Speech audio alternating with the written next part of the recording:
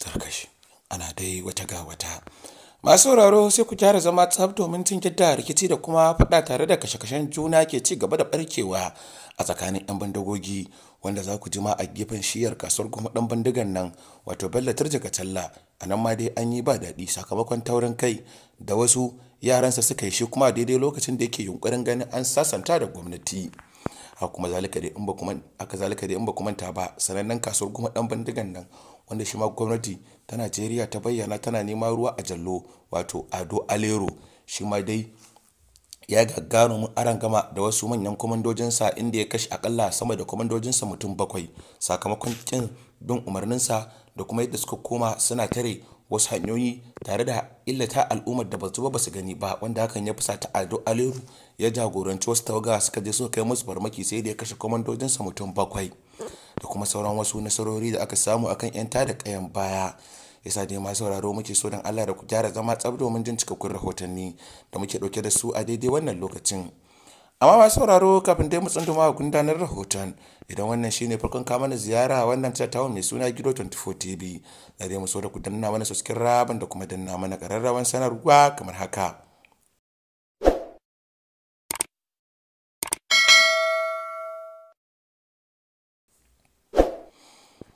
Dai cikakkun rahotannin bar dai mu fara da na Ado Alero, wanda shine kasuwar goma dan bandigan da gwamnatin Najeriya ta bayyana shi ruwa a jallo take nima, kuma daga bisani aka ji an bashi sarautar gargajiya, wanda abubuwa da dama sun sha faruwa kan Ado Alero, wanda a baya ya bayyana kan cewa shi ban ya kama mutane ba kuɗin fansa yake karɓa ba, kawai kashewa yake yi. Amma kuma ya bayyana akan cewa ya tuba, wanda haka ne ma yasa ya fara kashe kwamandojinsa da suka fara bitirewa umarnin tuban. Shararren hatsabibin jagoran 'yan bindiga wadda ake kira da suna Ado Alero ya kashe wasu daga cikin mayakansa a yankin jihar Zamfara.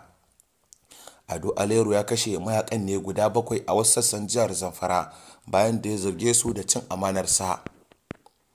Masani kan harkokin tsaro a yankin tafkin Chadi da arewacin kasar ta Najeriya Zagazola Makama shine ya bayyana mana haka a shafinsa na Twitter wato X a yanzu. Rahotanni sun nuna cewa kisan ya faru ne a ƙauyukan Takulawa, wato da ya kashe wasu a yankin Takulawa inda ya kashe wasu a Turba, sai kuma Bamamu da kuma yankin Dajin Yamma, wanda dukansu dai suna yankin jihar ta Zamfara ne da ke arewacin ƙasar ta Najeriya.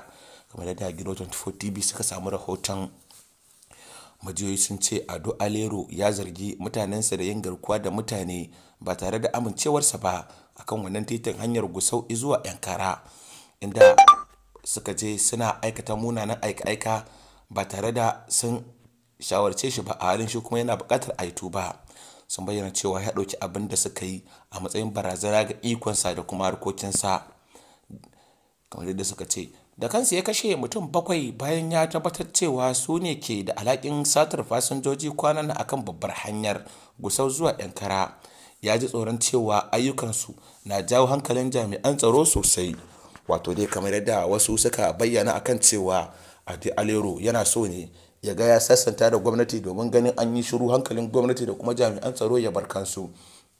Shi yasa dai suka daina ta'addanci, amma kuma sai yaran nasa suka je suna gudanar da mummunan ta'asa, inda yace tabbas ta'asan da suke gudanarwa tabbas zai mai da hankalin jami'an tsaro ya ci gaba da zama a kansu.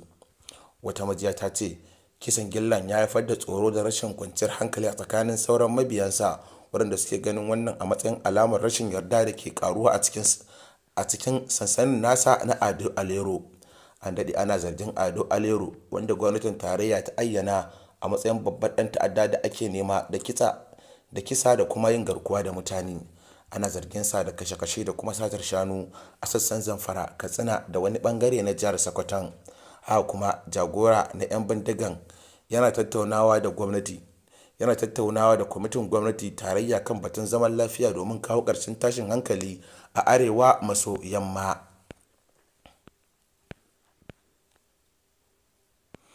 Shi sa al'umma da dama suke ganin cewa tabbas watakila 'yan bindigan matukar idan suka ci gaba tafiya a haka to fa tabbas da gaske suke fa za su rungumi sulhu. Amma matukar idan ba su ci gaba tafiya a haka ba fa to fa tabbas maganar sulhu da ake ta faɗa a kaza a kan lamarin sulhu an riga da an san cewa kawai soki burutsu ne. amma matukar idan 'yan bindigan suka tafi a haka to fa tabbas za a iya samun sulhu mai ɗorewa. Duk da a cikin jihar Zamfara inda 'yan bindiga da dama suka bakunta lahira bayan wani hari da sojoji suka kai musu a jihar Zamfara. Sojojin Najeriya sun gano garawakin 'yan bindiga fiye da mutum 60 da ake zargin 'yan bindiga ne a jihar bayan lugudan wuta na rundunar sojojin saman kasar ta Najeriya. Rahoton shi ma dai zagazola makama ne ya bayyana kan cewa an gano garawaki ne a ƙauyen Matseri na ƙaramar hukumar Anka da sojoji suka kai. Harin ya biyo bayan bayyana leƙen asiri inda rundunar sojan sama ta kai lugudan wuta kan sansanin 'yan bindiga a ranar Lahadi 10 ga watan Agusta na shekara ta 2025. An kai harin ne kan taron 'yan ta'adda da ake kyautar zaton za su kai farmaki a Nasarawan Burkullu da ƙaramar hukumar Bukum da ke jihar ta Zamfara. Bayan bincike an gano gawarwakin 'yan bindiga sama da mutum 60 da sassan jikinsu suka kone kurmus a wuraren da aka kai hari, wanda ke kara tabbatar da nasarar da sojoji suka samu.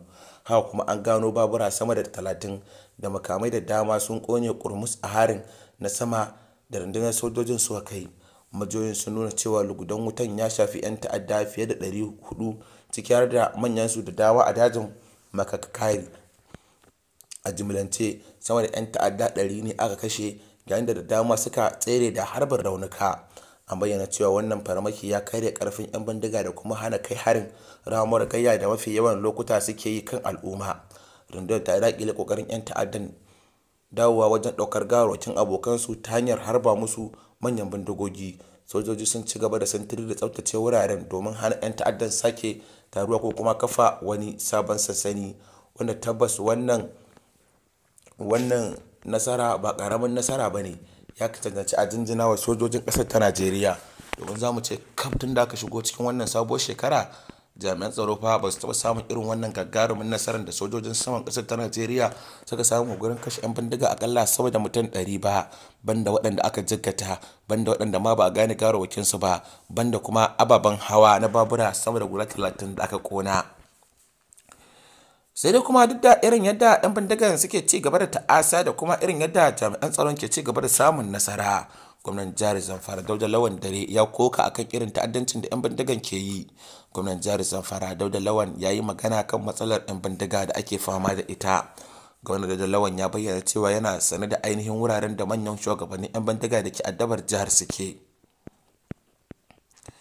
Jaridar Leadership kamar yadda ta ambato gidan TV za ta karanto. Iran jaridar ta ambato cewa gwamnan na cewa ba shi da ikon ɗaukar mataki ne saboda ba shi ne ke da iko kan hukumomin tsaron ƙasar ta Najeriya ba. Gwamna Dauda Lawan ya koka kan yadda yaƙi da 'yan bindiga yake kwan gaba kwan baya a jihar tasu ta Zamfara. Ya bayyana cewa duk da sanin motsin 'yan bindiga an kasa shawo kana matsalar ne saboda shugaban tsaro a Zamfara suna karɓan umarni ne kawai daga Abuja. Gwamnan ya bayyana cewa yana da masaniya kan duk inda shugabannin 'yan bindiga suke a jihar ta Zamfara, amma ba zai iya yi musu komai ba saboda ba shi ne yake ba su umarni ba, suna karɓan umarni ne daga sama. Ya nuna cewa ko fita suka yi zai sani, amma ba yadda ya iya da su don bai da ikon akan hukumomin tsaro. Gwamnan ya bayyana cewa hakan yakan sanya shi ya zubar da hawaye saboda ga matsalar yana gani amma bai da ikon kawo ƙarshen ta, kamar yadda Pond suka tabbatar da rahoton 024 TV kuma suka kawo muku rahoton. Ya ce, na rantse da Allah maɗaukaki, duk inda shugaban 'yan bindiga yake a cikin Zamfara na sani, kuma idan ya fita na sani. Gwamnan Daudan ya bada misali kan yadda 'yan bindiga suka taɓa kai hari a ƙaramar hukumar Shinkafi, amma jami'an tsaro a jihar suka ƙi tukarar su saboda ba su samu izini daga Abuja ba. Ya ƙara da cewa akwai lokacin da 'yan bindiga suka kutsa Shinkafi aka sanar da jami'an tsaro, amma suka ƙi fita saboda kawai ba a ba su umarni daga Abuja ba. Ya jaddada cewa gwamnatinsa ta yi duk mai yiwuwa don tallafa wa hukumomin tsaro duk da cewa ba shi da ikon shugabanci a kansu kai tsaye. Ya ce, ina yin hakan ne duk da cewa ba ni da iko akan hukumomin tsaro, amma saboda nauyin da ke kaina na kare rayuka da dukiyoyin jama'ar Zamfara, yasa nake iya bacin kokarina domin ganin an samu hanyoyin da ya dace a bi domin ganin an ƙara tabbatar da wadataccen ingancin tsaro a jihar tamu ta Zamfara, duk da ba mu da iko akan jami'an tsaron sojoji da kuma 'yan sanda. dole ne sai dai mu ci gaba da ƙara ƙarfafawa 'yan sa kai gwiwa domin ganin mun shawo kan irin wannan matsaloli da suka jima suna addabar ƙasar tamu, domin hakan ne kawai zai sa mu iya daƙile wannan ta'addanci. Amma dai akwai abubuwa da dama da suke cimin tuwo a ƙwarya. Wannan Zamfara dai ya nuna takaicinsa tare kuma da ƙara kira ga al'umma da su ci gaba da bawa jami'an tsaro haɗin kai da bayanan sirri daidai lokacin da suka ji motsin abubuwa da ba su yarda da su.